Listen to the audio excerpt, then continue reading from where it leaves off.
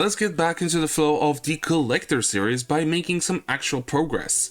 Overall, for this episode, quite a bit has happened as I managed to get the boss and 2 events to happen. First things first, I went into the Crimson to finally take on the Brain of Cthulhu. Having my chosen weapon in hand, I finally felt ready to do this.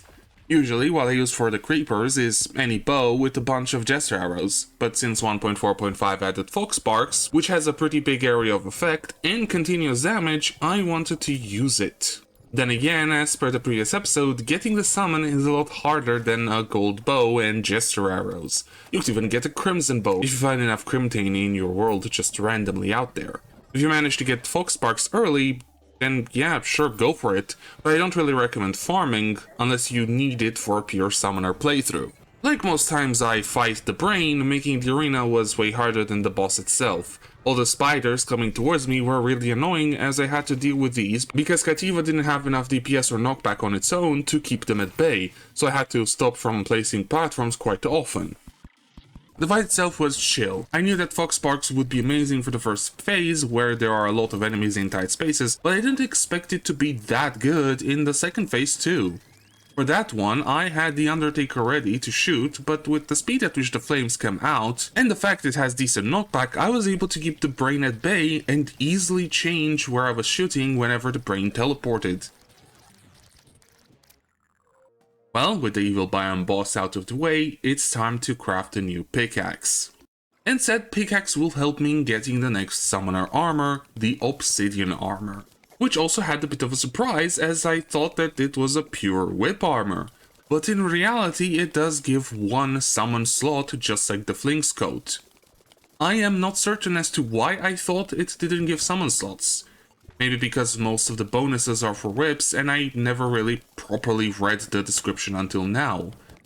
Well, getting the armor was pretty easy as all I really needed was obsidian and silk and a hellforge. That was a bit harder, but it's because of those damn bats and lava and burning. Anyways.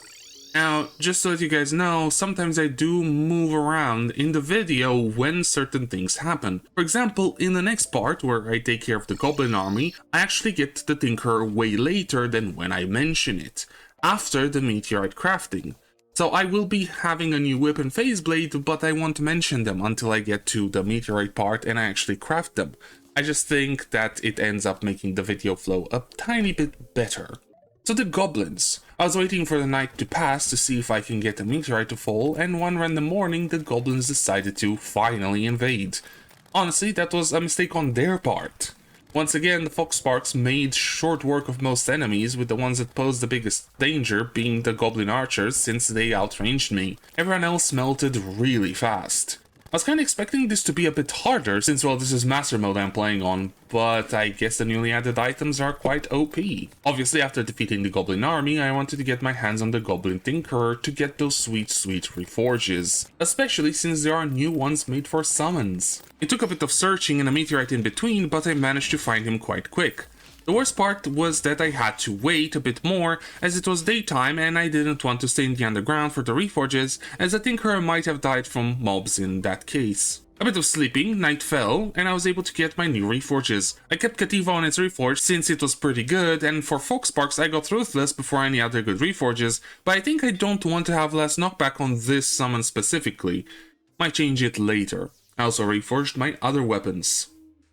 Speaking of which, let's get into that meteorite crash. While looking for the Goblin Tinkerer, I was exploring some parts of the underground which were exposed to my elevator. I found a bunch of cool stuff like a tall pillar of gold coins which looked quite interesting, but no Tinkerer yet.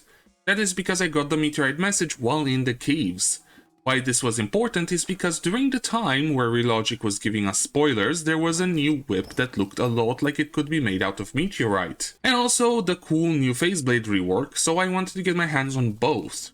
Normally I would get the meteorite armor and the space gun, but since I want to have a slight focus on summoner this playthrough, I decided to not go for those. The meteorite was hard enough to gather since the heads came at me continuously, but what can you do since that is how the mechanic works.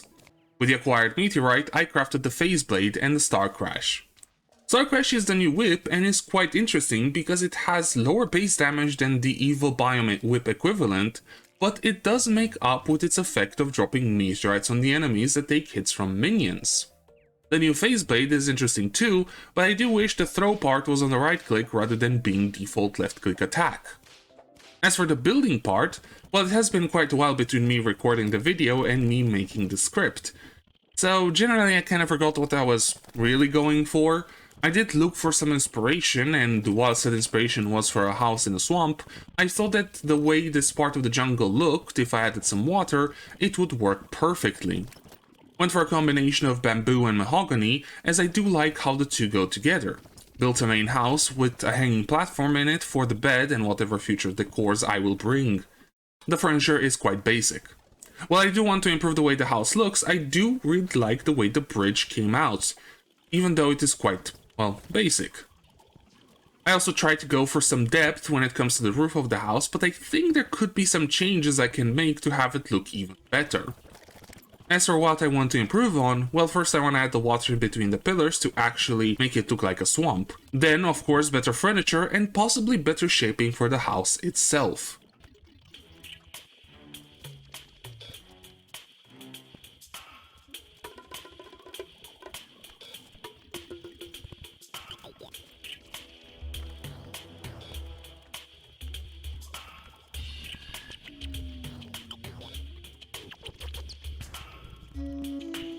And that's about it for this episode. I did manage to get quite a bit of progress done with defeating the evil biome boss, and especially by unlocking reforges. Now what I need is a lot of money, but for that I will get the farm done in hard mode, as I will also need the biome keys. I also got a new whip that is pretty cool and an armor to go with it. Well, if you guys did enjoy this video, why not leave a like, comment or subscribe? I want to thank you for watching, and I hope to see you all in the next one.